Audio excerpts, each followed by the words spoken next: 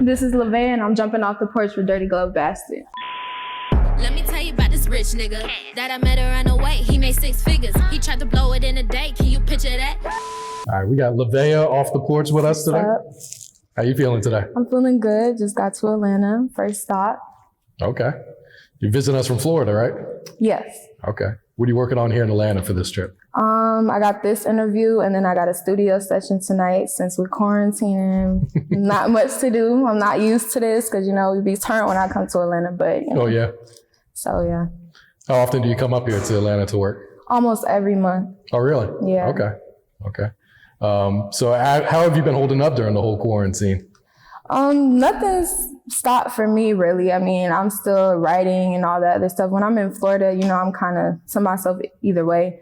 But when I get here, this is when I come alive. So I'm not really tripping off of it. Yeah. Any plans to move up here to Atlanta? Yeah, hopefully. I mean, this is where everything is. My manager is here. Everything, like the music scene is popping out here. So I'd rather be here anyway. Okay. That's what's up.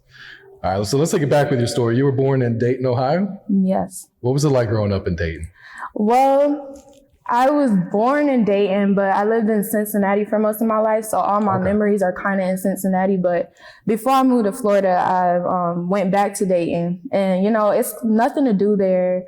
But I mean, I got love for it because that's where I was born. So I'm going to always be biased about it. I'm going to always say I love it. And people go there and be like, well, what do you love about it? I mean, I was born there. So, you know, it's just a different type of love that I have for it that other people probably have, you know, so. Do you still have some family back in Ohio? Yes, but, you know, if y'all watching this, I don't fuck with none of y'all. None of my family in Dayton. Got love for Dayton, but I don't fuck with none of them. And that's just how it is, because they all fake. But, you know, it is what it is. How long did you cut them off? Oh, that's been cut off. Okay. Been cut off. Okay. So, just in case y'all see this and be like, oh, that's my niece, that's my cousin. No. Stop there. Let's stop there. I don't mess with none of them. Do not let them tell you otherwise. So how old were you when you moved to Florida? What was I, like 12, 13? Okay. Yeah. Okay. So I've been down there for a while. Yeah. And you moved to Daytona? Yeah. Because I was planning on going to college there. But then I was like, I don't even want to go to that college anymore. So, you know, we're just kind of there, but. Yeah. What'd you think of Daytona when you first got there coming from Ohio? Well, from Dayton to Daytona, you like, I'm in heaven, like, you know, the beaches and all this other stuff. But then once I moved there, I didn't even go to the beaches for real. Like, you know, living there like an everyday person, I've gone to the beach like twice in a year. Yeah. So now it's boring. So. Yeah, a lot of Floridians, that when you live so close to the beach, you end up never really going there because it's always so crowded. Exactly. So many people there. Yeah, so Atlanta's more fun to me. I don't care what nobody say. Like, I love Atlanta, so. Yeah. Did you end up going to college anywhere else? No, I didn't, but I want to start college, you know, beauty and brains, guys. So, you know, you can be a rapper, be in college, so I want to do it all. Okay. What would you study in college? I'm really good at science, so I really want to do something in the science field, like whether it's making medicine, studying medicine, you know, something that has to do with that. Okay. That could be pretty profitable these days. Yeah, exactly. With everything that's going on with this coronavirus. Yeah. So you've been making music and performing since you were 7 years old? Yes. I've been singing since I was 7. I started rapping 4 years ago. Okay. And so it was suggested to me, like the singing, it was kind of slow. Rap was popping off and it was like, have you ever tried rap? And I was like, no, I cannot rap. I'm not going to rap. And then I wrote a rap and I recorded a video and I was like, damn, that's kind of fire. So after that, I just started writing raps, but I didn't know my lane at first. I know my lane now. So it's like, can't nobody tell me nothing. When I go in the studio, every time I put out something, it's a hit, it's fire. So, you know, that's just my lane now. I might put a little melody in something, but I'm more of a rapper now. I feel like that's where my heart is at, even though I started singing first. Okay. You know? So. Who were some of your musical influences? I'm not gonna lie, I don't look up to nobody like that's doing this rap now because I feel like I'm fire. I got my own lane. Everybody trying to sound like somebody. You know what I'm saying? Like, you got, people want to sound like Future. People want to sound like Young Thug. Nobody want to have their own sound. But me, it's like, I don't look up to nobody. But I might like if you saying like influences, I listen to Tupac a lot. I know my music don't sound nothing like him, but I just like his versatility. That's, you know, I don't really get no lyrics from him, no type of style or nothing, but I just can listen to multiple songs that he had put out and they can all be like, one can be like, fuck these hoes. The next one be like, uplifting the community. It's just like, I like how he can switch it up. And in my songs, I'm not always rapping about, oh, fuck this nigga, fuck that nigga. Like I could write a song like how I just got my heart broken by a nigga. Like it's just, I like to be versatile, you know, because people go through different type of emotions. I might be like, fuck this nigga that day. And then the next day I might be like, damn, why did I say that? Like, I'm really fucked up like this person. You know what I'm saying? So I just like to switch it up. So yeah. Were your family and friends surprised when you started rapping? No. They saw it coming? My mom always knew that music, like I had a passion for music. So it's like she knew that I was going so hard for it. So she was like, you know, well, let's put some money behind you and let's, you know, start traveling. We was going to New York. We was going to Arizona. We was going everywhere just to try to find somebody that was genuine. And then we ended up in Atlanta with my manager, the first genuine manager that I ever had. Like I swear, right hand up, never had a manager as genuine as her. She's like a sister to me. So it's like our little three is like our little family. You know what I'm saying? Like it's close knit, but we be making stuff happen. So, you know. Nobody really surprised. It's when I put a song out and that shit fire, they be like, man, how you keep putting out all this fire shit? Like this last song was just fire, but you done top that shit. But that's the only time we be surprised. But other than that, we all know that there's a God-given talent. I mean, it's me. Like, I'm fine. So how long ago did you start taking it serious and like figured out you could have a career? Well, I'm not gonna lie. I was not always like the type of person to be like, oh, I'm gonna put this out. At one point, I was kind of like, I was introverted before I came to Atlanta. Like, I'm like, no, I don't want to be around you. I don't want to be around you. And so I'm like, put my music out. I'm like, I don't know how people gonna react to it. You know what I'm saying? Because they used to see me only post pictures. But I always been doing music. It's not like, oh, Instagram model turned rapper. You know, nothing against that, but this genuine. Like, this ain't no, oh, I'm just trying to make quick money off of it. I've been wanting to do this. So it was all about me building up the confidence as an artist. Besides, like, put me to the side. It's about me being a rapper, me being an artist, somebody that's genuine, that really loves this music. Yeah. It's like, I just had to build up that confidence and know that my work was good enough to put it out there. I just didn't know the feedback that I would get. So. And how has the feedback been? It's good. You know, you get a troll here and there that be like, you know, who let her put this shit out? But other than that, I get nothing but love. Like, people show me nothing but support. And I felt like once I got rid of all the people on my page that was like from Daytona and all that, because it's a lot of hating ass females there. Never met me a day in their life, but they know for a fact that they don't fuck with me.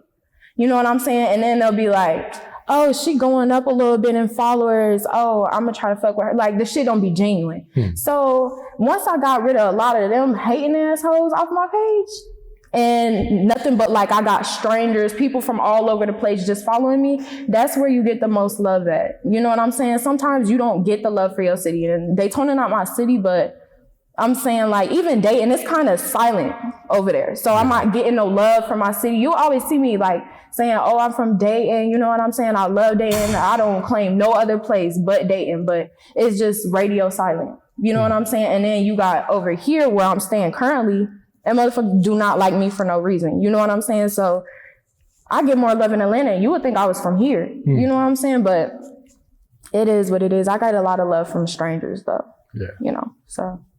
What's the music scene like in Daytona right now? Dead. A whole bunch of, like, everybody want to rap. Like, it's weird. Like, and don't not know, like, I'm not no hating ass person. Like, if you can rap, you can rap. But it's a lot of forcing and shit. Like, you cannot rap.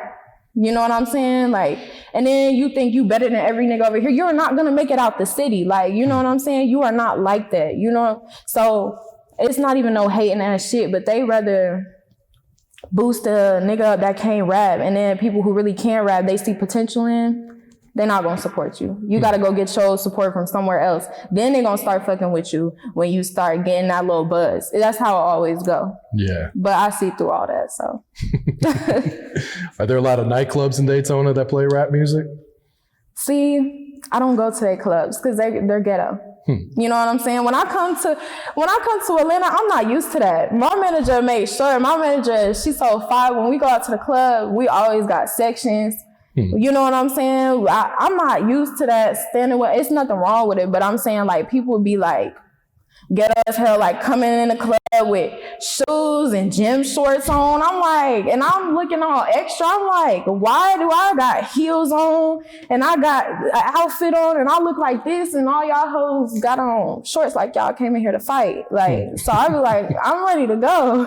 This is not for me. So when I come to Atlanta, that's where all the bad females at. So I don't feel like, you know, fit in sideways. Yeah. Or when I go to the club, like motherfuckers fighting and stuff. Like I don't like that. Like I'm a pretty laid back rapper. I don't like all that fighting and stuff. I'll beat your ass if I had to, but I don't want to fight. You know what I'm saying? I'm coming there to have fun. So yeah, I got you. And you know, female rappers are finally starting to get their proper credit and get the spotlight shined on them these days. Why do you think it took so long for the rest of the country, you know, for fans to catch on to the female rappers that got some talent too? I ain't gonna lie, it's these rap niggas is haters. They are haters. But I mean, I feel like they only accepted one female rapper and then they support all these niggas. But behind the scenes, these niggas do not be supporting these females. Like they, you know, it's all about just fucking her, this girl. They do not give a fuck about, you know, none of these females. But I feel like if you make them like respect, a lot of females been making them respect them lately. You know what I'm saying? So you got no choice to let this person in the door, this person in the door. You know what I'm saying? Yeah. Then they want to respect you then because you got your own money. So it's like, bitch, I don't need you. You know what I'm saying? So females just really coming out talking that shit that niggas are. It's just like, oh, you talking about, oh, fuck this bitch. Well, fuck you too, nigga. What do you mean? Like, so now they just respect females a lot more when they break in themselves, and then you got no choice but to respect her because she making her own money. Yeah. So. Do you feel like this is the perfect time for female rappers to be coming up? Yes, it really is. Like, I support every female rapper. Like, and it's still like a minimum amount of them, but I feel like it's a lot more. So they giving more females chances to, you know, show their talent or whatever the case may be. But it's just, I feel like females have to talk about like crazy ass shit just to break through the door, and then everybody be like, oh, now this person want to be like her or her. Well, y'all not letting the females, like the female MCs in. Y'all not letting none of these females that's really out here rapping and shit in. So the only way y'all want to hear a female is if they talking about, oh, fucking this nigga, finessing this nigga. You know what I'm saying? So they got to do what they got to do. Yeah. I support it, so. Yeah. What's been one of your biggest challenges breaking into the rap game? People trying to manipulate.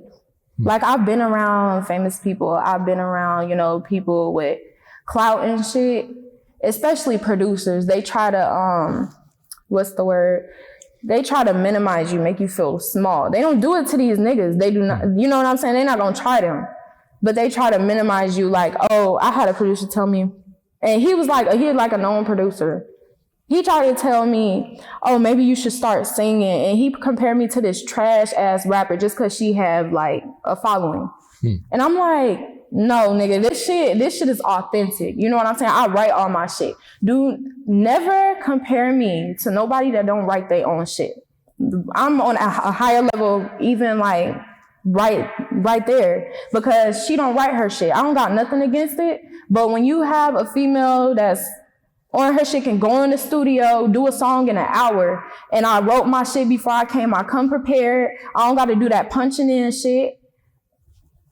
Put me on a whole different pedestal than these bitches, like, that don't write they shit. I am not no Instagram model, I am a rapper. So don't compare me to none of these hoes. So that's just how I felt. Like, it be the producers, like, you work for me. Like, you need to calm down. That's what you need to do.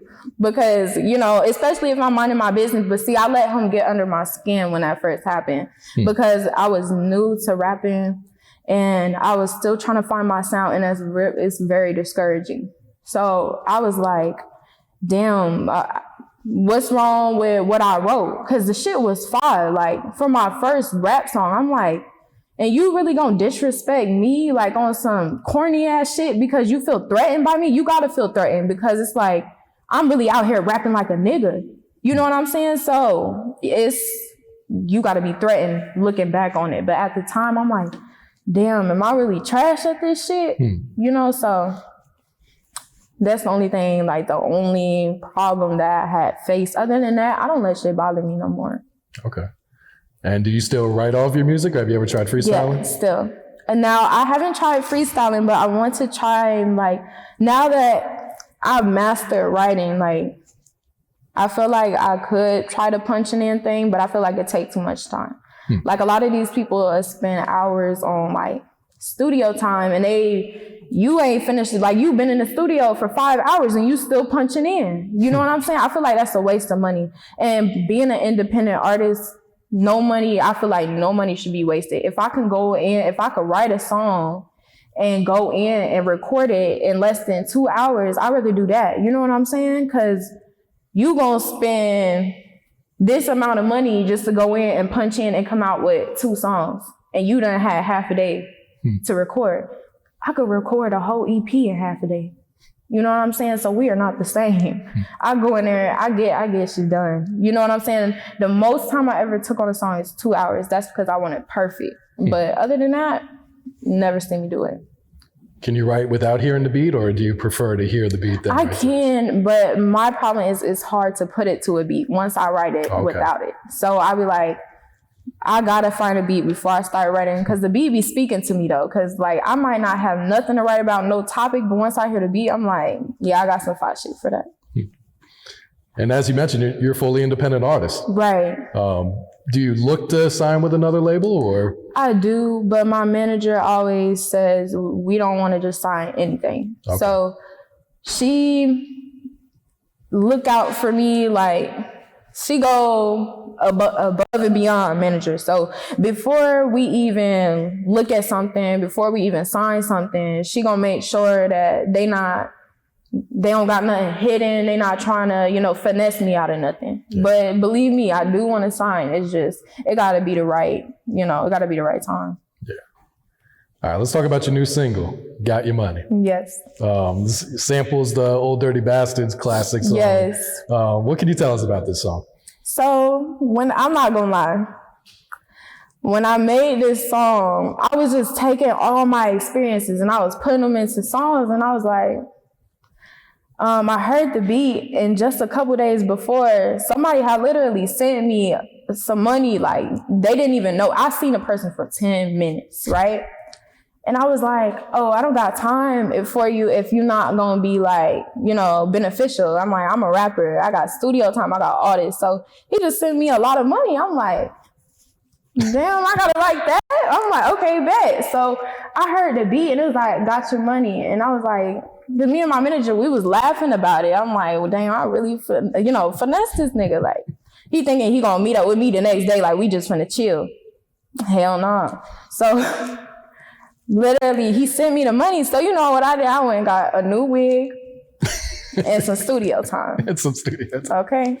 And so I was like, I could get used to this. Like, so we was just like finessing niggas. So that's how Got Your Money, came about. Like, block the nigga, don't want to interact after that. That's how I was like, don't want to interact with you after that. Like, I got your money. So, there's nothing more to discuss.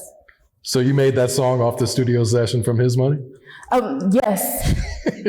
And if you see this, we made a hit. So thank you. But yeah, so, and he gave me like material. You know what I'm saying? I wanted to switch it up. And I heard that beat, I was like, immediately, yeah, I gotta write something to this shit. Yeah. So. Who produced that single? My engineer, he is at, I forget how to pronounce that studio. I don't know how to pronounce it. It was here. Okay. So yeah. But he is a fire-ass engineer. He recorded that shit with me that night. Like, we got some Patron, took it to the studio. And his name's Quells, though. Okay. And shout out Quells. But we was in the studio, and I was a little drunk, and a beat came on. And I will never forget my first line. I was like, probably fucking on a rap nigga. But I still got left for all the scammers, all the drug dealing niggas, and the boosters from Atlanta. And my manager, she was like, oh, that shit fire. She got on the phone, she called somebody, and my engineer was like, yeah, that shit fire. That shit gonna be hard. I already knew the song was gonna be hhard after that. So. And you got the music video out right now, too. Yeah. Did you notice it got age restricted on YouTube? Yeah, I noticed. I was like, damn, I wasn't even doing that much. But. Yeah. What can you tell us about the music video? It took 3 takes. Really? 3 different times to shoot it. The first day we tried to shoot, I tried to do some like fire ass shit with like smoke bombs and stuff. It was too windy. We was doing it by the water. And so we couldn't do it then, but we did do the party bus scene. Okay. The second time, just didn't fucking work out. And then the third time, we did a scene in the studio, and I didn't want to do it in the studio, but I was like, where else can I do it? So yeah. I got a fog machine that time. You can't really see the fog in it though, like that. But that was a waste of money. But we just tried to wrap it up because we was supposed to be putting it out on my birthday. So I was like, I gotta hurry up and get, this shit out. I want it all to come out as a whole because I haven't put nothing out, since I had got rid of my other manager. Okay. So, yeah. And how's the feedback been for this single? It's been good. People like it. I can't wait till the clubs open back up because I want to get it played in all the clubs. So I'm waiting for them to open back up so I can get, some more feedback. But everybody that's heard it has liked it. I performed it once live. Oh, yeah? But it was during the time when the virus was going on and whatever. So I want to get like a, bigger crowd so I can, see what, their feedback is going to be. But I really want to do it here in Atlanta. So I'm going to start here and then make my way around different states. Yeah, it's definitely a club record. So I think yeah, for sure. Yeah. All right. You're currently working on your new EP, Mixed Emotions, right? Correct. Yeah.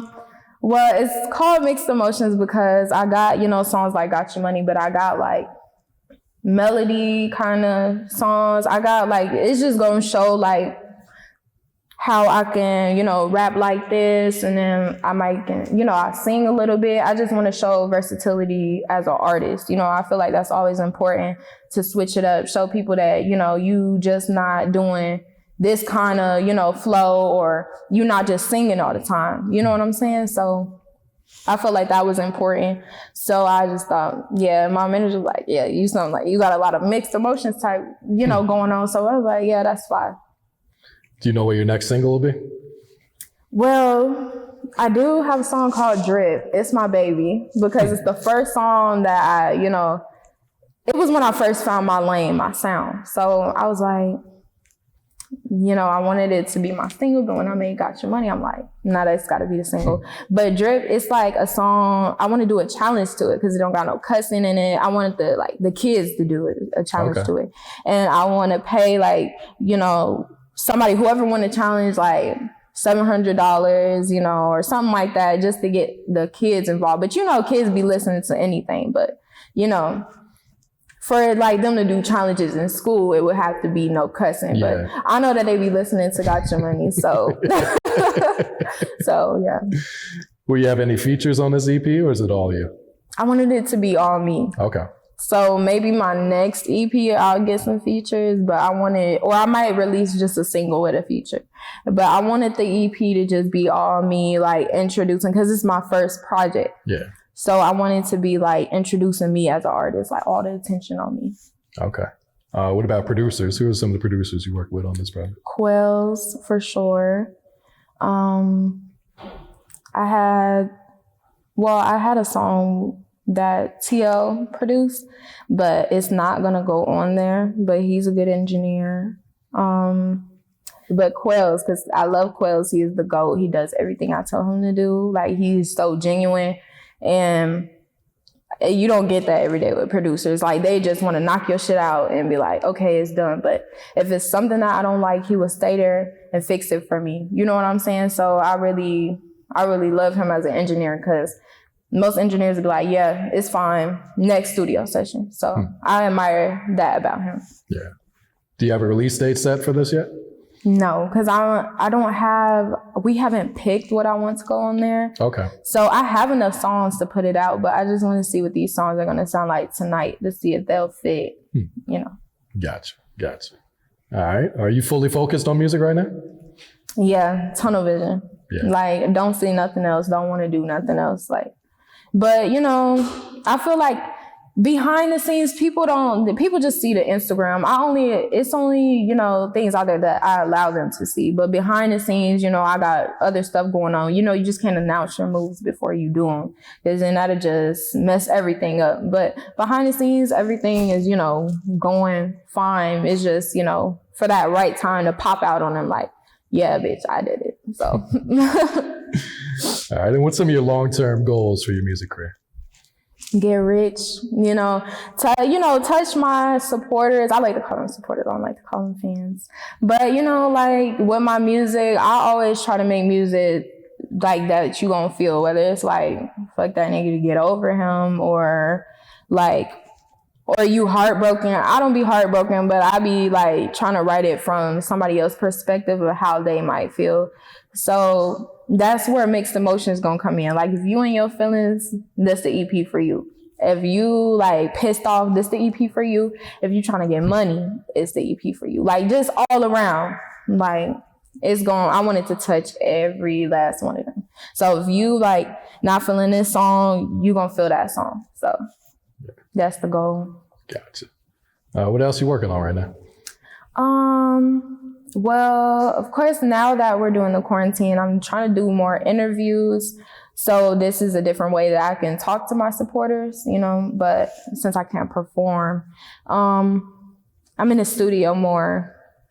And really, I just been writing more, buying more beats. You know, I got producers sending me beats and stuff. So I'm just kind of trying to test this whole versatility thing more, like do songs that nobody would expect me to do. Because when I perform and they hear this ghetto ass beat come on, they don't be expecting that from me. They be expecting me to sing or something. So I want people to be shocked, like, damn, she was just doing a Gotcha Money. Now she doing something like way more over the top. So yeah. All right, LaVeya, any last words, any shout outs before we get you out of here? Be looking out for the Mixed Emotions EP and go stream Gotcha Money. Blow it in a day, can you picture that? He wanna take me overseas just to throw it back. Had to go and get a passport from Atlanta to an island. Ain't had to ask for it.